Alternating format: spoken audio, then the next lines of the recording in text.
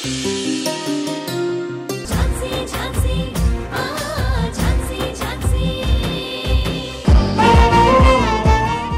Morning. Good morning.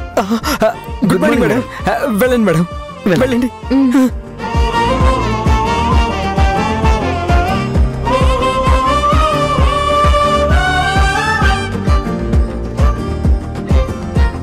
Sir. Hi. Complaint ఇవ్వడానికి వచ్చిన వాళ్ళని కూడా కాస్త పట్టించుకోండి సార్. ఏంటి సడన్ గా?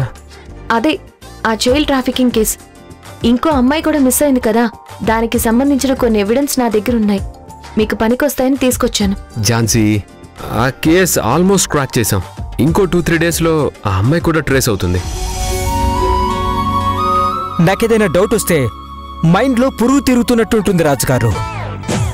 అందుకే ఏ డౌట్స్ పెట్టుకోమాకండి. నేను చెప్పేది నమ్మండి. వాళ్ళిద్దరూ లవర్స్ కాదు, జస్ట్ ఫ్రెండ్స్. నిజమైన లవర్స్ ఆవిడ ఈయన. నేను మళ్ళీ మళ్ళీ తిట్టేలా చేయకండి రాజుగారు. వీళ్ళు లవర్స్, నాట్ ఫ్రెండ్స్. దీని గురించి మనం ఎనిమిస్ అవ్వదు రాజుగారు. వీళ్ళే లవర్స్. మీకు దండం పెడతాను, నాతో మాట్లాడకండి. మీ మైండ్లోని పురుగుతో మీరే ఆడుకొని పుచ్చిపోయి చావండి. చూస్తున్నాను. మీ మధ్య ఏం లేదా? లేదు, మేమిద్దరం జస్ట్ ఫ్రెండ్స్ మాత్రమే. మాధవ్ గారు, రాజు గారు, మేడం ఇలా రండి. వస్తున్నాం మేడం. పద పద పద. చెప్పండి మేడం. ఏదో డీప్ గా డిస్కషన్ నడుస్తుంది. అదేంటంటే నేను చెప్తాను మేడం, నేను చెప్తాను. ఇప్పుడు మా డిస్కషన్ ఏంటంటే, మీరు మా ఎస్ఐ గారు లవర్స్, నాట్ జస్ట్ ఫ్రెండ్స్ కదా? లేదు లేదు, మీరిద్దరూ జస్ట్ ఫ్రెండ్స్, నాట్ లవర్స్. ఇదే కదా మేడం నిజం?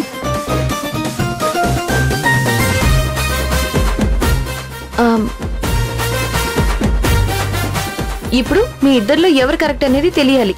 ఆమె రైట్? అవును మేడం. అయితే మీ ఇద్దరికి ఒక చిన్న కథ చెప్తాను. మీ ఇద్దరు ప్రేమ కదా మేడం? కాదు, పొడుపు కదా. దీనికి ఆన్సర్ తెలిస్తే మీ డౌట్ క్లియర్ అయిపోతుంది. చెప్పండి చెప్పండి చెప్పండి మేడం. నాకు పొడుపు కథలన్నా, పొడుచుకు చచ్చే తెలుగు సినిమా కథలన్నా చాలా ఇష్టం మేడం. మీ పొడుపు కథ పొడిపించుకోవడానికి మేమిద్దరం సిద్ధంగా ఉన్నాం. చెప్పండి మేడం. సరే, మీరు నాకేమవుతారు? మాకు మీరు చెల్లెమ్మ అవుతారు కాబట్టి మేము మీకు అన్నయ్యలు అవుతాం. ఓకే, ఇది చెప్పండి. మీకు పుట్టిన బాబుకి గౌతమ్ సార్ మావయ్య అయితే, ఆ మావయ్య తండ్రి మీ తాతయ్యకి అల్లుడైనప్పుడు, ఆ అల్లుడు మేనల్లుడికి పుట్టిన కొడుకు మేనత్త తాలూకు అత్తయ్య గారి మావయ్య మనవడు తోడల్లుడు. నాకు ఏమవుతాడో నేను అతనికి అది కాను. కానీ నాకతను ఏమవుతారో అతని తోడల్లుడి భార్య చెల్లెలికి అదే అవుతాడు, కానీ ఆమె కూడా అతనికి అది కాదు.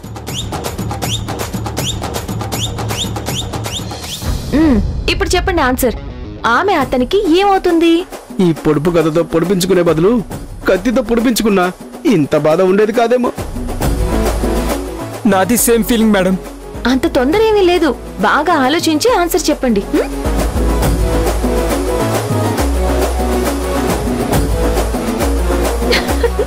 ఝాన్సీ, నీలో ఈ యాంగిల్ కూడా ఉందా? ఏంటది? ఇలా పొడుపు కథలు చెప్పడం.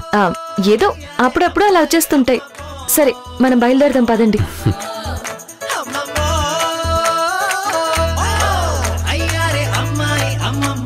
మనకు పుట్టిన బిడ్డ గౌతమ్ సార్కి మేనల్లుడైతే, మా తాత మనవడు తోడల్లుడు భర్త. చచా, భార్య తోడల్లుడు భర్త కంటే నేను తాతనవుతాను అంటాడు. మీరు తాత అయితే అల్లుడు బావ అత్తకి మీ ముత్తాత మామగారు అవుతున్నాడు కదా? అవునా? వీళ్ళు ఇప్పట్లో తేరుకునేలా లేరు. మనం వెళ్దాం పదండి. మాధవ్ గారు. అబ్బా రాజు గారు, అసలే బుర్రపోయింటే మధ్యలో మీరేంటండి? ఎందుకీ ఝాన్సీ గారు ఫ్రెండా లవరా? లాయరు. అవునా? లవర్ కాదా? లాయరే.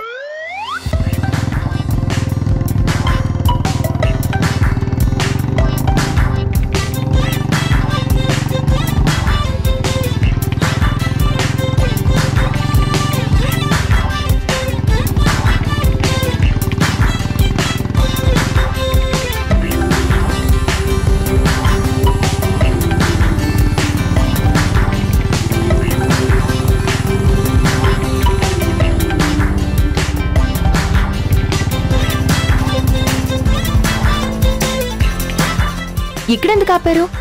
కాస్త దిగుతారా?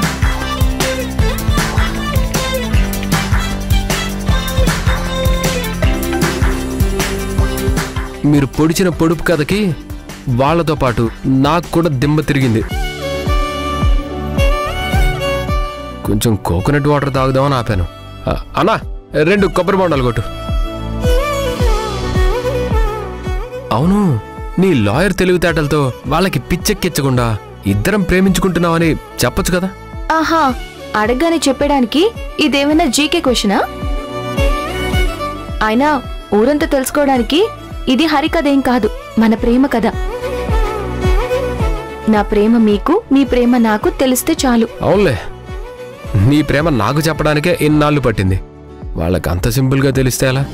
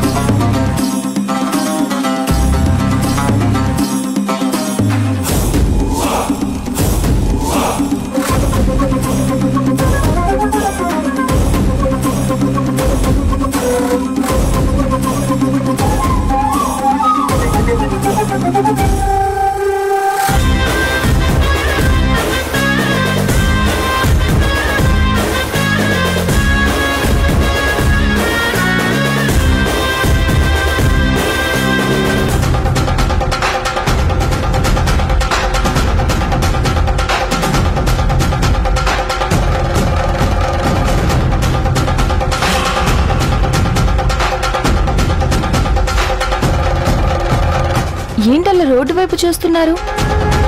ఆ బైక్ మీద వెళ్ళిన కుర్రాడు మా దీపక్లా కనిపిస్తేను. దీపక్ ఎవరు? మృణాల్ని అత్తయ్య కొడుకు. ఏంటండి మీరనేది? మృణాలిని మేడం గారికి కొడుకున్నాడా? ఇప్పటి వరకు నాకు తెలీదే. నేను మీ ఇంటికి వచ్చి ఇన్ని రోజులైంది, ఎక్కడ కనిపించలేదు. ఎప్పుడు తన ప్రస్తావన కూడా రాలేదు. కనిపించడానికి వాడిక్కడ ఉంటే కదా. లండన్లో గ్రాడ్యుయేషన్ చేస్తున్నాడు. కనీసం తనతో ఫోన్లో మాట్లాడినట్టు కూడా నేను ఎప్పుడు చూడలేదే. దీపక్కి హోమ్ సిక్ ఉందని తెలిసినా కూడా మా అత్తయ్య వాడిని దూరం పెడుతూ ఉంటుంది. మమ్మల్ని కూడా అసలు ఫోన్ చేయొద్దు అని చెప్తుంది. ఇన్ఫ్యాక్ట్ వాడి నెంబర్ కూడా మా దగ్గర లేదు. తన కెరీర్కి ఇబ్బంది అవుతుందనో మాకన్నా గొప్పవాణ్ణి చేయాలనో తెలీదు. అత్తయ్య వాణ్ణి చాలా స్ట్రిక్ట్గా సీక్రెట్గా చదివిస్తుంది. నేను కూడా చిన్నప్పటి నుంచి హాస్టల్లోనే చదువుకున్నాను కదా. నాకు వాడితో పెద్దగా ఇంటరాక్షన్ ఉండేది కాదు. పాపం వాడికేమో మాతో ఉండాలని ఆశ. నేను కూడా 2-3 సార్లు వాడి గురించి అత్తయ్యని అడిగాను. కానీ ఎప్పుడు అడిగినా వాడక్కడ స్టడీస్ మీద ఫోకస్ పెట్టాడు. ఎడ్యుకేషన్ పూర్తయ్యాకే వస్తాడని మాకు దూరంగానే పెంచుతుంది. ఓ అవునా?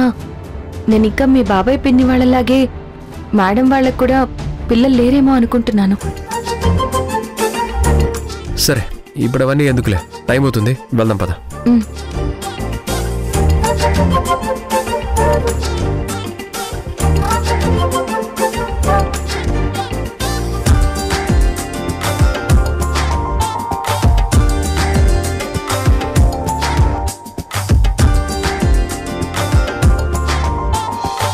సుమిత్ర, నువ్వెంత ఏడ్చినా చేజారిన బిడ్డ తిరిగి రాడు. వెళ్దాం పద. ఎక్కడికండి వెళ్ళేది? వాళ్ళ దగ్గరుంది మన బిడ్డ. మన బిడ్డని మనం తీసుకునే వెళ్దాం. పదే పదే అదే చెప్తావేంటి సుమిత్ర? నీకెన్నిసార్లు చెప్పాలి? బయట జనాలు నీకు పిచ్చి పట్టిందనుకుంటున్నారు. అయ్యో, మీకు ఎలా చెప్పాలండి? ఆ బిడ్డ మన బిడ్డేనని ఉత్తరంలో రాశారు. ఉత్తరంలో రాశారా? ఏది? ఈ లైవ్ నేను చూస్తాను. ఉండండి సుమిత్ర, ఉండండి. ఇక్కడే పెట్టానండి, ఇందులోనే ఉండాలి. ఇప్పుడు కనిపించడం లేదు.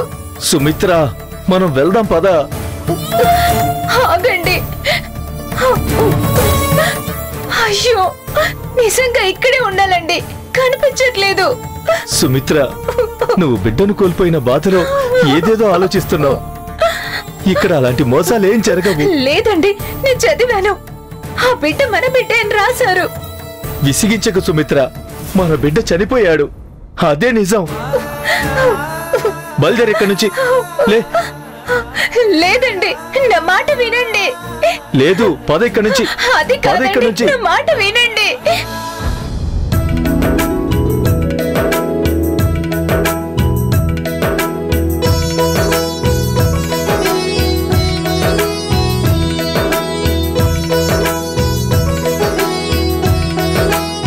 Tanuja, are you all right? Yes sir, మీ దయ వల్ల నేను బిడ్డ ఇద్దరం క్షేమంగా ఉన్నాం. ఇక మేము బయలుదేరుతాం సార్. Okay, take care Vasudev. అలాగే doctor, thank you so thank you much. Doctor. Tanuja గారు, పాపకే టైంలో వేయాల్సిన వ్యాక్సినేషన్స్ ఆ టైంలో మర్చిపోకుండా వేయించండి. జాగ్రత్త. అలాగే డాక్టర్, వెళ్తాము. ఉంటాం సార్. ఓకే. ఆగండి డాక్టర్ గారు, ఈ బిడ్డ నా బిడ్డ. వీళ్ళు నా బిడ్డని తీసుకెళ్తున్నారు. నా బిడ్డ నా బిడ్డ.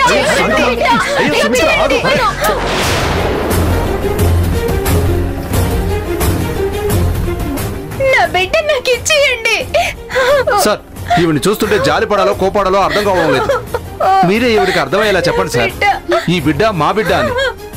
Sorry for the trouble Vasudev. తనకు నేను చెప్తాను, మీరు బయలుదేరండి. తనుజ, పద. నా బిడ్డ, నా బిడ్డ, సుమిత్ర, నా బిడ్డ. ఆగు. సుమిత్ర. సార్, ఇది పచ్చి మోసం, అన్యాయం. నాకు పుట్టిన బిడ్డని వాళ్ళకిచ్చి పంపించేస్తున్నారు. అది వాళ్ళ బిడ్డమ్మా. అబద్ధం. వాళ్ళ బిడ్డ పురిట్లోనే చనిపోయింది. నాకు పుట్టిన బిడ్డను తీసుకెళ్లి వాళ్ళకిచ్చేశారు. బాధలో మీరు ఏదేదో ఊహించుకుంటున్నారు. ఈ హాస్పిటల్లో అలాంటివేమీ జరగవు. లేదు, మీరందరూ దొంగలు, దుర్మార్గులు. ఈ పాపం ఊరికే పోదు, నా ఊసరి మీకు తగులుతుంది. సార్, తన పరిస్థితి బాలేదు, తప్పుగా అనుకోకండి. దయచేసి మమ్మల్ని క్షమించండి. వీడు డాక్టర్ కాదు, పెద్ద దొంగ. పురిట్లో బిడ్డల్ని ఎత్తుకుపోయే దగాకోరు. ఇంకొక మాట ఎక్కువ మాట్లాడితే మీ ఫ్యామిలీ మీద లీగల్ యాక్షన్ తీసుకోవాల్సి ఉంటుంది శ్రీనివాస్ గారు. దయచేసి ఆమెను సైలెంట్ గా ఉండమని చెప్పండి. Manoj, control your self. నువ్వు సైలెంట్గా ఉండు. నేను మాట్లాడుతున్నాను కదా. అమ్మా, మీ బాధ నేను అర్థం చేసుకోగలను. దీనితోనే మీ లైఫ్ అయిపోయిందని అనుకోకండి. నేను మళ్ళీ మీకు ఐవీఎఫ్ ప్రాసెస్ చేస్తాను, అది కూడా ఫ్రీగా చేస్తాను. మళ్ళీ మీకు తప్పకుండా సంతానం కలుగుతుంది. నా మాట నమ్మండి. ఛీ! మళ్ళీ నీ మాటలు నమ్మాలా? సిగ్గులేదా మాట చెప్పడానికి? ఏ సుమిత్ర, నువ్వు నోర్మై. సార్, మమ్మల్ని క్షమించండి సార్, తన మాటలు పట్టించుకోకండి సార్. ఎందుకంటే ఈ రాక్షసుడికి దండం పెడుతున్నారు? డబ్బుకు గక్కుర్తి పడి నాకు పుట్టిన బిడ్డని వేరే వాళ్ళకి ఇచ్చేసి మళ్ళీ సంతానం కలిగేలా చేస్తావా? ఎందుకు?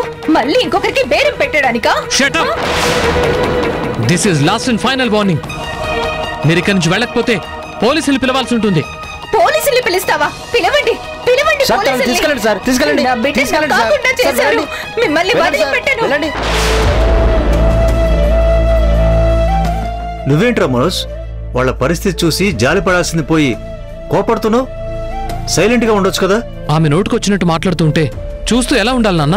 చూడు మనోజ్, ఏ భార్య భర్తలకైనా నిజమైన ఆస్తి ఆనందం సంతానమే. పెళ్ళైన 10 సంవత్సరాల తర్వాత కన్సీవ్ అయింది.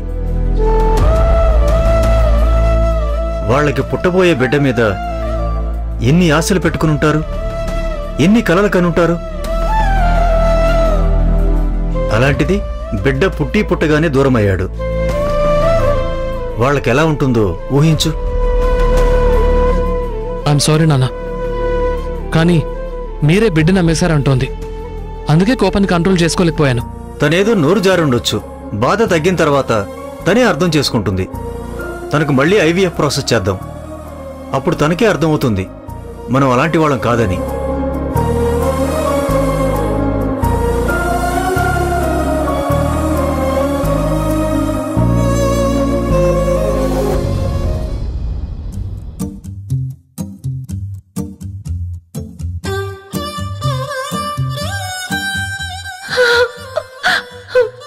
Love you so much.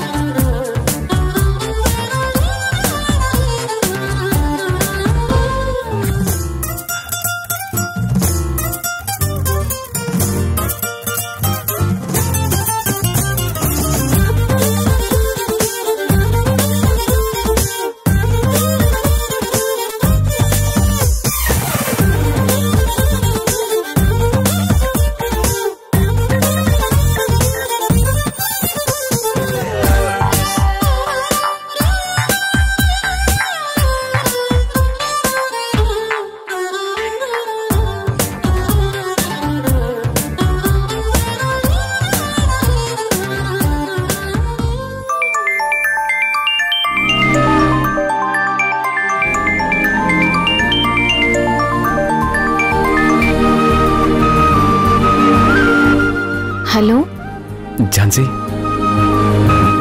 ఏం చేస్తున్నా? నైట్ ఎవరైనా ఏం చేస్తారు? నిద్రపోతారు. రాత్రి అనేది అందరికీ చంద్రోదయం, కానీ ప్రేమికులకి మాత్రం సూర్యోదయం.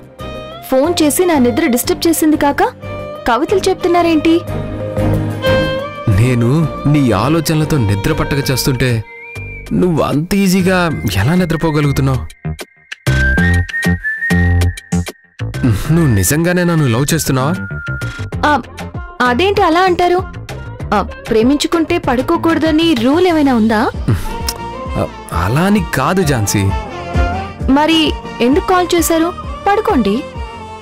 నిద్ర వస్తేగా పడుకోవడానికి. అయితే నన్నేం చేయమంటారు? మనిద్దరం ఒకే రూమ్లో. ఏయ్, ఒళ్ళెలా ఉంది? అదే నాకు అర్థం కావట్లేదు. ఎలా పడితే అలా ఉంది. ఎలా చెప్పాలో నాకు అర్థం కావట్లేదు. అలా అయితే ఏదో పెద్ద ప్రాబ్లమే. మరి నువ్వు వచ్చి ఏదైనా మెడిసిన్ ఇవ్వచ్చుగా? నేను డాక్టర్ని కాదు, లాయర్ని. కావాలంటే నా ఫ్రెండ్ ప్రియాంక తెలుసు కదా, తను డాక్టరే. తనని అడిగి నిద్ర రావడానికి ప్రిస్క్రిప్షన్ అడుగుదాం. ఏం సజెస్ట్ చేస్తుందో చూద్దాం. ఇలాంటి టైంలో ఆ మహాతల్లి ప్రస్తావన అవసరమా? గౌతమ్ గారు, తను నా ఫ్రెండ్, కొంచెం రెస్పెక్ట్ ఇచ్చి మాట్లాడండి. ఇప్పుడు నేనేమన్నానని? మరి మహాతల్లి ఏంటండి? మహాతల్లి. సరే, మీ ఫ్రెండ్ని మహాతల్లి అన్నందుకు సారీ.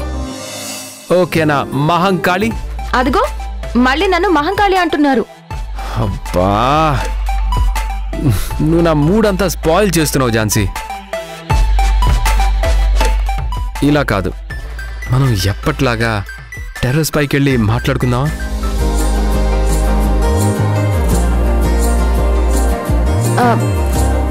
ఏంటి ఇప్పుడు టెర్రస్ పైకా? అవును. ఈ టైంలో నేను రాను. నేను బయటికి వెళ్దాం అనడం లేదు, టెర్రస్ పైకి వెళ్దాం అంటున్నాను. నో నో, అర్థం చేసుకో ఝాన్సీ. హ్యాపీగా చంద్రుణ్ణి చూస్తూ కబుర్లు చెప్పుకుందాం. ఏంటి గౌతమ్ గారు, నేను బుద్ధిగా పడుకుంటే ఫోన్ చేసి మీ గోల్ ఏంటి? చూడు ఝాన్సీ, నేను అందరి మగాళ్ళలాగా బ్రతిమిలాడే రకం కాదు.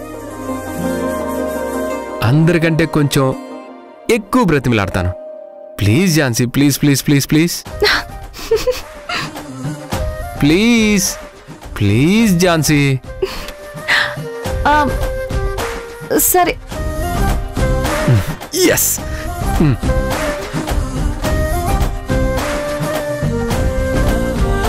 ఎస్. నువ్వు సూపర్ రా. నాది కూడా సేమ్ ఫీలింగ్ గౌతమ్ గారు. కాకపోతే మీరు ఎక్స్ప్రెస్ చేస్తున్నారు, నేను చేయడం లేదంతే. స్నేహమే మెల్లగా గీతలే దాటెనే, కాలమే సాక్షిగా అంతరాలు చెరిగే. జలపాతం నువ్వు సెలసెల ఏరుని నేను సలసల నువ్వు తాకితే నన్ను పొంగే వరదైపోతా. వాడు ఆలోచనను మార్చుకోకుండా ప్రియాంకని పెళ్లి చేసుకునేలా నువ్వే చెయ్యాలమ్మా. మీరేమి టెన్షన్ పడకండి మావయ్య, అన్నీ మీరనుకున్నట్టే జరుగుతాయి.